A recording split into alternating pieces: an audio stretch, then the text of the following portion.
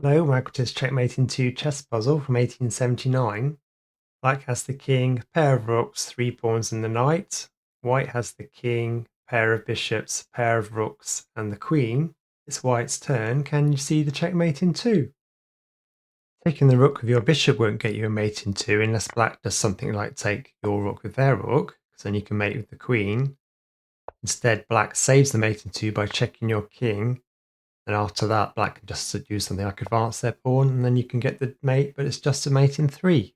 Taking the rook with your queen gets you the same mate, but in a slightly different order. Black can check your king. After you take back, black can do nothing to stop the mate in just 3. Sacking your bishop by moving it to g2 is a nice force mate in just 4. Black can take the bishop back with the rook. You can take that with the queen, forcing the king to move over.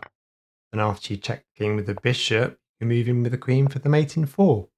Taking the pawn with the queen is another mate in 4. Black can take the rook with their rook, and you can do a reveal check by taking back with your king. King's forced to move over, and then again you can check with the bishop and get that same checkmate with the queen. Okay, let's have a look at the solution to this one. So pause the video if you need some more time. To get the checkmate in 2 for white, you need to move your queen to e3. If the rook takes your queen, you can take back with your king to do a reveal checkmate in 2 with the rook. If black decides to advance their d-pawn, you can move your king to e4 to do the real checkmate. If black moves their knight, you can move your king to e5 to get the checkmate in 2. And if black decides to take your rook with their rook, you can take it back with your king to do the checkmate in 2.